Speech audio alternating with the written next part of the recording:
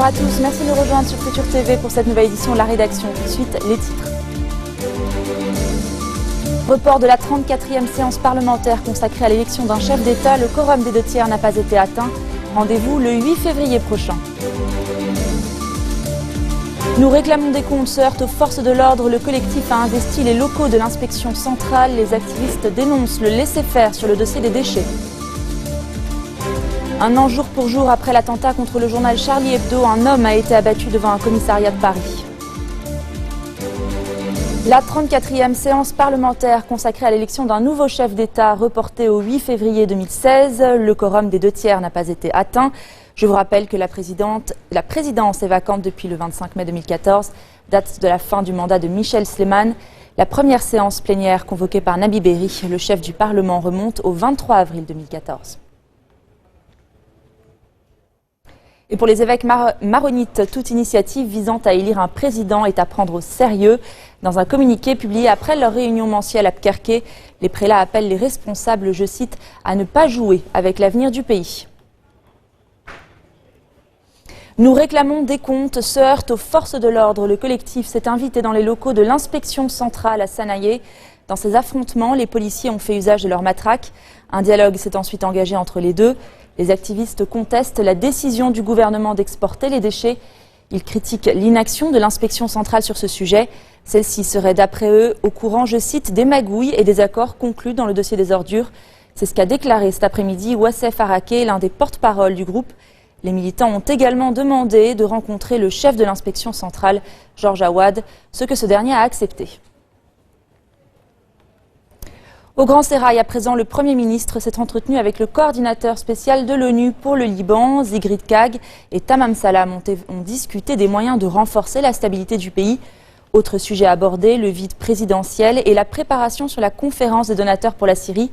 D'après un communiqué, cette réunion a eu lieu au retour d'un voyage de l'émissaire en Arabie Saoudite.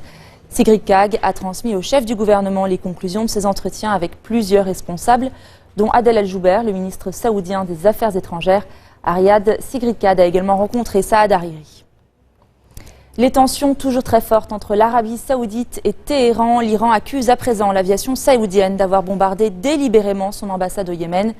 Une accusation sur la télévision d'État par Hossein Jaber Ansari, le porte-parole du ministre iranien des Affaires étrangères. Le diplomate assure que des membres du personnel ont été blessés. Hossein Jaber Ansari fustige une violation des conventions internationales. Et puis sachez également qu'en parallèle, l'Iran a décidé d'interdire l'entrée de tous les produits saoudiens depuis l'Arabie Saoudite sur son territoire. On meurt de faim à Madaya, dans cette ville proche de la frontière libanaise. 40 000 personnes sont prises au piège. Damas vient d'annoncer ce jeudi qu'il autorisait l'accès humanitaire. Il y a urgence, voyez ces images qui à elles seules témoignent de la gravité de la situation. À Madaya, un siège est maintenu depuis octobre par les forces du régime. La majeure partie de ces civils sont des déplacés du bastion rebelle de Zabadani. En 3 mois, cette localité n'a reçu qu'une seule fois de l'aide. La situation y est devenue terrible selon des habitants. Ce que dénoncent aussi des activistes et des agences humanitaires. Les chiffres de l'Observatoire syrien des droits de l'homme sont alarmants. 1200 résidents souffrent de maladies chroniques, plus de 300 enfants de malnutrition ou d'autres problèmes de santé. Washington et Séoul promettent d'imposer des sanctions puissantes à la Corée du Nord. On se retrouve après la pause.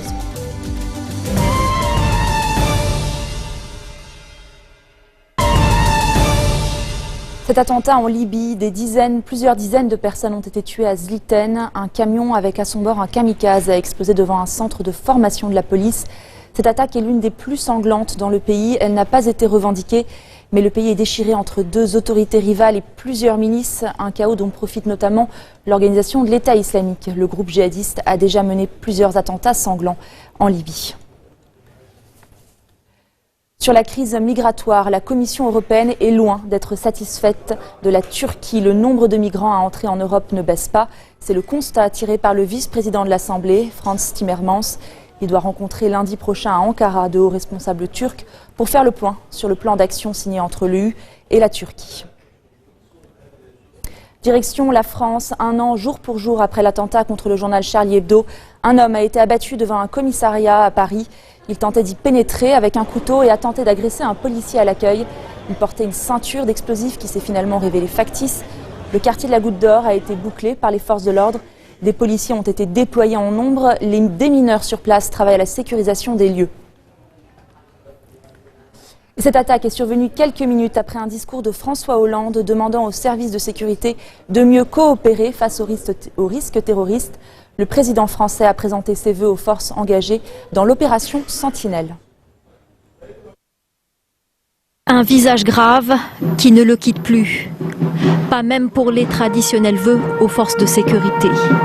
Un an jour pour jour après l'attentat contre Charlie Hebdo depuis la préfecture de police de Paris, François Hollande rend hommage aux 3 policiers tués dans les attentats terroristes. Cette cérémonie est d'abord placée sous le signe de la gratitude et du souvenir. Elle s'adresse en premier lieu aux policiers tombés les 7 et 8 janvier de l'année dernière. Je l'affirme une nouvelle fois ici, nous ne les oublierons jamais. Ils sont morts pour que nous puissions vivre libres. Et c'est en ce lieu devenu symbolique depuis l'hommage rendu l'an dernier à ces mêmes policiers que le chef de l'État a choisi de détailler le projet de loi en cours pour lutter contre le terrorisme. Dans la ligne de mire, le contrôle des départs en Syrie et en Irak. Plus de 200 interdictions de sortie du territoire ont pu être prononcées en 2015 et plus de 50 étrangers se sont vus interdire l'accès au territoire national. Pour ceux qui sont de retour en France, le chef de l'État préconise une surveillance accrue. Alors nous devons pouvoir astreindre cela et seulement cela à certaines obligations et envisager si nécessaire une assignation à résidence pour une durée limitée car ils sont par définition dangereux. Le chef de l'État a également saisi l'occasion pour rappeler que toute agression d'un policier ou d'un gendarme n'était pas seulement un acte de délinquance mais une atteinte à la République. Et l'opération Sentinelle mobilise pas moins de 10 000 soldats sur tout le territoire français. Regardez ce reportage de Luc Brand. Des militaires en patrouille dans les rues de Paris, une scène devenue banale dans la capitale. Depuis les attaques de janvier 2015, jusqu'à 10 000 soldats ont été déployés dans le cadre de l'opération Sentinelle, 7 000 d'entre eux à Paris. Une présence avant tout rassurante. J'ai une vieille dame qui nous avait dit franchement ça fait plaisir de vous voir là, ça nous rassure, pas seulement par rapport aux attentats mais aussi au niveau de la délinquance. Puis moi ça m'a vraiment touché parce qu'elle est restée quand même 5 minutes à nous parler et puis ça m'a vraiment touché, oui. Et là c'est là qu'on voit que le rôle qu'on fait, c'est pas pour rien, quoi. Une présence rassurante, mais qui ne permet pas de se prémunir contre toutes les attaques. Les forces armées ont également dû revoir leur plan d'action face à une menace en constante évolution. C'est ce qui rend nécessaire des modes d'action qui sont de plus en plus mobiles, de plus en plus imprévisibles et de plus en plus évolutifs. Et c'est pour ça que l'on s'attache, en particulier depuis les attentats du 13 novembre dernier, à avoir des dispositifs qui sont présents, comme vous allez pouvoir le constater, sur l'ensemble du territoire francilien.